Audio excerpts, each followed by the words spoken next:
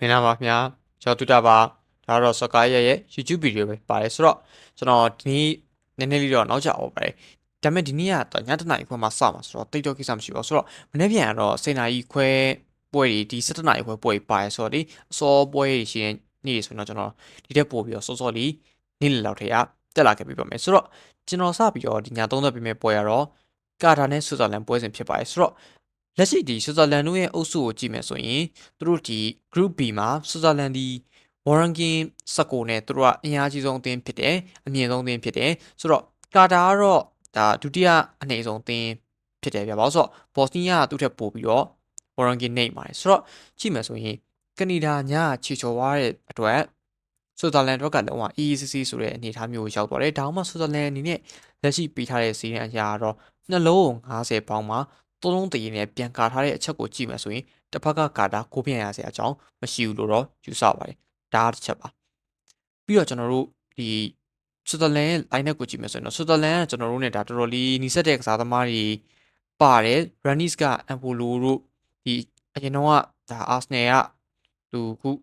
ဒါဆန်နလန်မှာကစားသွားတဲ့ Granit Xhaka တို့ဒီစတဲ့ကစားသမားတွေကလည်းကျွန်တော်တို့နဲ့တော်တော်လေးရင်းနေတယ်ပြီးရင်ဒေါ်မန်ကိုသမားကိုပွဲပါမယ်အရင်တော့ကဒါ Man City ကအခန်းကြီးပါမယ်ဆိုတော့ဒီအနေထားရဆိုရင်ကကျွန်တော်တို့အနေနဲ့ကသိမသိဘူးဆိုရင်တော့ဒီကစားသမားတွေနဲ့တော်တော်လေးရင်းနှီးတဲ့အထဲကိုပါတယ်တစ်ဖက်ကဒီကာတာကိုကြည့်မယ်ဆိုရင်တော့ကျွန်တော်တို့နဲ့လုံးဝမရင်းနှီးတဲ့အထဲမှာပါတယ်2022ကမ္ဘာဖလားကလည်းဒီကာတာဆိုတာကသူတို့ဒါအိမ်ပြေးအနေနဲ့ပဲရှာခဲ့တယ်ယာကိုတော်မှာတကူပဲရှိပြီးတော့ပြိုင်ပွဲရထွက်ခဲ့ရတဲ့အသင်းဆိုတော့ဒီအနေထားရအောင်ကြည့်မယ်ဆိုရင်တော့ကျွန်တော်တို့အနေနဲ့ကကာတာကတော့ဘာမှအားရစရာမရှိဘူးပြီးတော့ကြီးရတော့တော်တော်လေးပြင်းတဲ့ကြီးတစ်ခုကိုဖွင့်မိထားတယ်နှလုံး50ပေါင်ဆိုရင်ကြီးရတာကြီးရကြည့်မယ်ဆိုရင်တော့တော်တော်ကြီးတော့ပြင်းလုံးတဲ့ဘက်မှာရှိတယ်ဒါပေမဲ့လည်းတကယ်အောင်မလားဆိုတဲ့အချက်ကတော့ကျွန်တော်တို့တွေးဖို့လိုတယ်ဘာလို့ဆိုတော့ဒီ2022ကမ္ဘာဖလားဒီ playoff အဆင့်နေရာစလို့လက်ရှိဒီ2026ကမ္ဘာဖလားဆော့တဲ့ပွဲကိုကြည့်မယ်ဆိုရင်ကြီးပြင်းနေပြီးတဲ့ပွဲဆိုရင်ကြားတယ်ကြီးအပြော့တွေပြီးတဲ့ပွဲဆိုရင်ဒါအပေါ်တင်ခက်မသိမဲ့မထင်မဲ့အောင်ဝါလေးရှိတယ်ဆိုတော့ဒီချက်ကိုတော့သိထားပါကျွန်တော်တို့ဒီပွဲကိုဘယ်လိုထင်လဲဆိုတော့1-0လို့ထင်တယ်ဗျာဘာလို့ဆိုတော့ဆွစ်ဇာလန်ကသူတို့ဒီဘော့စနီးယား and ဟာစီဂိုဗီနာတို့ဘာလို့ကြောက်အေးဆေးဆေးသူတို့နိုင်တဲ့ထဲမှာပါတယ်ကာတာကိုလည်းသူတို့ဘလိုကန်ကန်နိုင်တဲ့ထဲမှာပါတယ်ဆိုတော့ဆွစ်ဇာလန်ကမထင်မှပဲကြီးကြသွားတယ်။ဘာလို့ဆိုသူ့ရဲ့ဒီကနေဒါကလည်းချီချိုထားတာဖြစ်တဲ့အတွက်ဆွစ်ဇာလန်မှာတိတ်ပြီးတော့ pressure လည်းရှိမနေဘူးဆိုတော့ဆွစ်ဇာလန်ကစားချန်သွားနိုင်တယ်လို့ကျွန်တော်ယူဆတယ်ဆိုတော့ဒီပွဲကကျွန်တော်တို့ကခုနပြောခဲ့လို့ပဲဂိုးပေါင်းသေး3လုံးတည်မှာကာတာအောက်သင်းဂိုးပြန်မရဘူးလို့ထင်တယ်ဆိုတော့ကျွန်တော်တို့ကဆွစ်ဇာလန်ကိုရဲရဲကြီးပဲစုံလိုက်ဘက်ကန်မှာဖြစ်ပါတယ်ဆိုတော့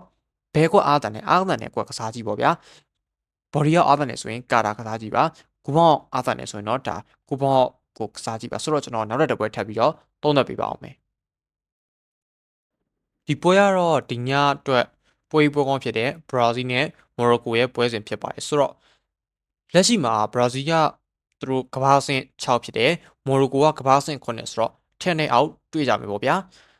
လိုင်းနဲ့ကိုကြည့်လိုက်အောင်ကျွန်တော်ဒီပွဲကတော့ဒီဈေးနဲ့ဆိုင်ရင်သူတို့ဒီကစားပုံတွေဘာတွေလည်းနည်းနည်းထည့်ပြီးတော့စဉ်းစားထားပါတယ်ဆိုတော့ဘရာဇီးရဲ့ကိုသမားကိုကြည့်မယ်ဆိုတော့ဒါလီဗာပူးကိုသမားအလက်ဆန်ဘက်ကပြန်လဲပြီးတော့ပါဝင်လာနေတော့တွေ့ရတယ်နောက်တန်းမှာတော့မာကွင်ဟိုနဲ့ဒါအာဆနယ်ကဂေဘရီယယ်ပါမယ်ဒါအောင်မှဒါ LB နဲ့ RB ကစန်ဒရူနဲ့ဒန်နီလိုနောက်မှဒီကွင်းလေဘိုင်မှာကျတော့ကက်စမဲရိုကွီမာရီဒါအောင်မှဒီကွင်းလေထောင်တိုက်စစ်မှာ EM နေရာမှာဆိုတော့ပေါက်ကီတာပွဲထွက်လာမယ်ပြီးတော့ဗီနီစီရဲ့ပါမယ်ရာဖင်ညာပါမယ်ဒါအောင်မှကွန်ညာနဲ့ဒါ4မှာထွက်လာမယ်ဆိုတော့ဘရာဇီးရဲ့ line နဲ့ဒီကျွန်တော်တို့နဲ့ဒါတော်တော်လေးရင်းနှီးတဲ့ကစားသမားတွေဒါ9ယောက်မှာ17ယောက်မှာဆို9ယောက်10ယောက်လောက်ထိကိုရင်းနှီးရတဲ့မှာပါတယ်ဆိုတော့ဘရာဇီးကတော့ line နဲ့ရတော့တော်တော်လေးဘောကြကျင်စရာကောင်းတယ်တစ်ဖက်ကဒီမော်ရိုကိုကြည့်မယ်ဆိုရင်လည်းဒါမော်ရိုကိုကဒီ2022ကမ္ဘာဖလားတုန်းက line နဲ့ပြန်ရှင်းမယ်ဆိုရင်တော့တော်တော်လေးတော့ပြောင်းလဲတော့တွေ့ရတယ်ဂိုးသမားကတော့ထုံးစံတိုင်းပဲဒါ penalty save record နဲ့ရာဆင်းဖို့လို့ပါမယ်နောက်တန်းမှာတော့သူတို့ဒီ center back 2ယောက်ကတော့ပြောင်းသွားပြီဟိုရှင်တော့ဒါ Nayev အကက်တို့ Romain Saez တို့အခုကတော့သူတို့မဟုတ်တော့ဘူး Riyad တို့ Diop တို့ဖြစ်သွားပြီ RB ကတော့ဒါ Hakimi ပါမယ်ဒါကတော့ level မှာတော့ Mazraoui ပါမယ်ဆိုတော့ Mazraoui နဲ့တွဲဆော့ရပါအောင်မယ်ကဲကွင်းတော်ကြည့်မယ်ဆိုရင်တော့ကျွန်တော်တို့ဒီကစားသမားတွေအရင်ကြီးတော့မသိဘူးဆိုမဲ့ဒါမနစ်ဟို2022တောင်မှပါခဲ့ဒီအိုနာဟီရိုဘာတို့ပါအောင်မယ်ပြီးတော့တခုရှိရကျွန်တော်တို့ခေါ်နေမော်ရိုကိုနေမင်းမော်ရိုကိုတော့နေမင်းမပါလာဘူးလို့တော့ကျွန်တော်ထင်တယ်ဆိုတော့နေမင်းကတော့ပရိုယူပေါ့လေဆိုတော့ကျွန်တော်တို့ဒီနေထားမှာတော့ Brian Diaz တို့ဘာလို့ ਨੇ ပွဲထွက်လာမယ်ဒါအောင်မှတ တိုက်စစ်ကတော့ဒီမှာ Cybery PFV တိုက်စစ်မှုဆိုတော့သူတို့လည်းလုပ်ပြနိုင်မလားဆိုတော့ချက်တော့စောင့်ကြည့်နေတယ်2022တုန်းကတော့ဒီ Buffet Anniversary Hagenzi ရဲ့ဆိုတဲ့ဒီတိုက်စစ်အတွဲကိုတော့မှီပေါက်မလားဆိုတော့ကျွန်တော်စောင့်ကြည့်နေတယ်ဗျာဆိုတော့ဒါတွေပြောနေရနည်းနည်းလေးများဝိုက်ဆိုတော့ကျွန်တော်တို့ပေါ်ကြည့်အောင်ဒီကြည့်ဒီပါတော့ကြည့်အောင်ဆိုတော့တစ်လုံး50ပေါင်မှာနှလုံး50ရှုံးနေပြန်ပြီးတော့ကာထားတော့တွေ့ရပါတယ်ဆိုတော့ဒီဈေးပေါင်အရာကိုကြည့်မယ်ဆိုတော့ကျွန်တော်တို့အနေနဲ့က body အပေါ်ကိုပေါင်းအောက်ဆိုတဲ့အနေထားကိုကျွန်တော်တို့ကသွားပြီးတော့စဉ်းစားသင့်တဲ့ထဲပါပါတယ်ဆိုတော့ကျွန်တော်တို့ကြည့်လိုက်မယ်ဆိုရင်ဘရာဇီးကသူ့အိမ်ကမှာဆိုရင်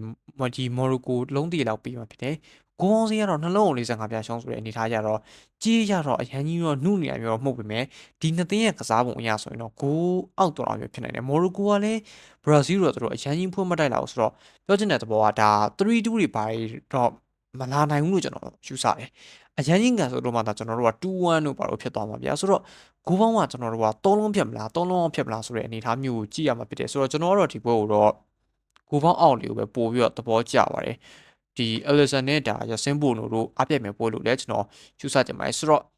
ဒီ Ancelotti ရဲ့ Brazil ဒီသူတို့အနည်းဆုံးတော့ဂိုးလောက်တော့နိုင်ကြီးရှိတယ်လို့ကျွန်တော်သုံးသပ်ပေးကြပါတယ်ဆိုတော့ဒီပွဲကတော့ကျွန်တော် body အပေါ်နဲ့ဂိုးပေါင်းအောက်ကိုကြိုက်ပါတယ်ဒါပေမဲ့တကွရွေးချက်ပေးခဲ့ပါဆိုရင်တော့ကျွန်တော်ဂိုးပေါင်းအောက်ကိုပဲရွေးချက်ကြပါတယ်ဆိုတော့ကျွန်တော်ရဲ့ရွေးချက်မှုကမော်ရိုကိုဂိုးအောက်ပါဗ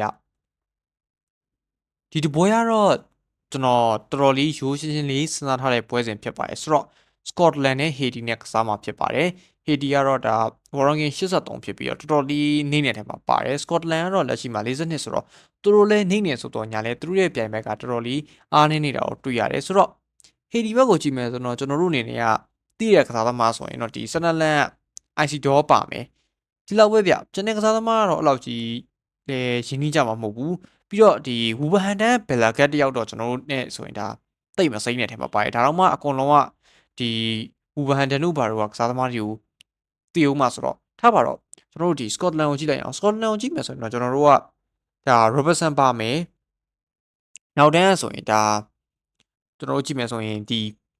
Erohiki ပါမယ်ဒါ Brentford ကစားသမားပြီးရင် Matt Dominey ပါမယ်ဆိုတော့ဒီကစားသမားအစုအဖွဲ့လောက်ရှိနေရုံနဲ့နေ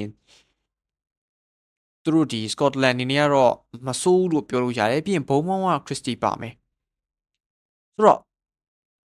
အနေထားလေးကတော့တိတ်ပြီးတော့မဆိုးတာမျိုးတွေ့ရတယ်ဘာလို့ဆိုတော့ဒီ Haiti level လောက်နဲ့ဆိုရင်က Scotland အနေနဲ့ဒီအသင်းကိုနိုင်အောင်စားနိုင်မယ်လို့ကျွန်တော်ယူဆတယ်ကြီးကိုတွားကြည့်မယ်ဆိုရင်လည်းကျွန်တော်တို့ကဒီမှာတစ်လုံး15ပြားချုံတစ်လုံးတည်းလောက်ပေးထားပြီးတော့ဂိုးပေါင်းစီးကို330ပေါင်လေးမြင့်ပေးထားတယ်ဆိုတော့ကျွန်တော်တို့အနေနဲ့ကဒီပွဲကတစ်ဖက်က Haiti ဂိုးရမလားမရမလားဆိုတော့ဘူကီတွက်စားထားတဲ့စာရင်ဒီ Scotland တချမ်းနဲ့ဘယ်နှဂိုးသွင်းနိုင်မလဲဆိုတဲ့ပုံစံမျိုးတွက်စားပြီးတော့ပဲကျွန်တော်တို့ကကြီးကိုဒါကိုပေါင်းစည်းလဲမြင့်မိထားတယ်လို့ကျွန်တော်ယူဆပါတယ်ဆိုတော့ကျွန်တော်ပုံမှန်ဆိုရင်တော့ဒီဘို့ဟီတီကိုမျှော်လင့်ကောင်းမျှော်လင့်မိနိုင်ပေမဲ့လက်ရှိအနေထားမှာတော့ဟီတီတို့ဘာလို့ဘာမှလုံးလို့မရတော့ဘူးလို့ကျွန်တော်ဒီနေ့ Scotland ကတော့ဒါသူတို့အလုပ်ပဲသူတို့လုပ်သွားမယ်လို့ကျွန်တော်ယူဆတယ်။ဘာလို့ဆိုတော့တစ်ဖက်မှာလည်း Brazil နဲ့ Morocco တွေ့နေရဆိုတော့လေကျွန်တော်တို့ဒီဘို့ရှင်းပါတယ်။ Scotland body ကိုပဲရွေးချယ်ပေးကြပါတယ်။ Scotland မှတပါအခြားရွေးချယ်စရာမရှိတဲ့အတွက် Scotland ပဲရွေးချယ်တာဖြစ်ပါတယ်။ဒါကတော့ကျွန်တော်ဒီနေ့အတွက်ဆိုတော့မနေ့ပြန်အတွက်တော့မကြိုက်ဆုံးပွဲထဲမှာပါတယ်။မနေ့10နာရီခွဲမှာဒါမြန်မာစံတော်ချိန်စားမှာဖြစ်ပါတယ်ဆိုတော့ကျွန်တော်ကြည့်မယ်ဆိုရင်ဒီပွဲကတော့နည်းနည်းလေး risk များတဲ့အထက်မှာပါတယ်တူရကီနဲ့ဩစတြေးလျကစားတဲ့မှာဖြစ်တယ်ပြီးတော့တူရကီကဒါကမ္ဘာ့အဆင့်22ကနေပြီးတော့29မှာရှိတဲ့ဩစတြေးလျကို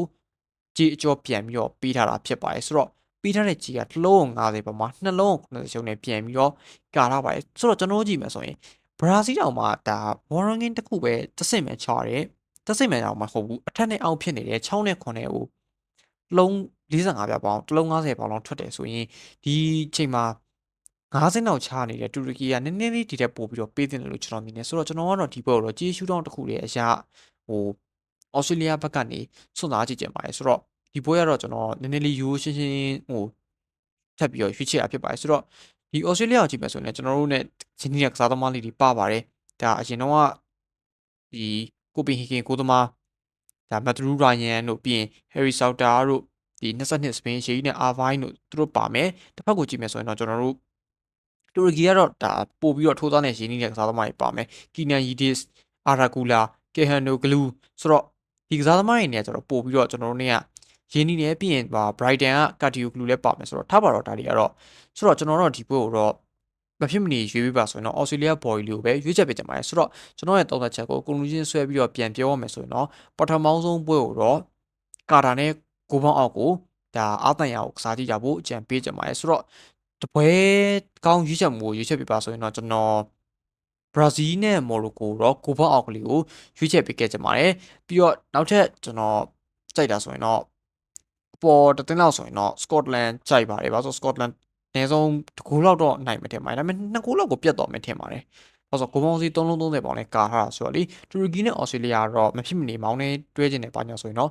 ဒါ Australia body ပဲပါကစားကြည့်ကြဖို့အကြံပေးကြပါတယ်ဆိုတော့အားလုံးပဲစောင့်ကြည့်ကြပေးကြတဲ့အတွက်လည်းကျေးဇူးအများကြီးတင်ပါတယ်ဆိုတော့ကျွန်တော်ရဲ့သုံးသက်ချက်လေးကိုကြိုက်နေတဲ့တဲ့ဆိုရင် like and subscribe လေးကျွန်တော် channel ကိုလုပ်ပေးကြဖို့တောင်းဆိုကြပါတယ်ဆိုတော့အားလုံးပဲဒီည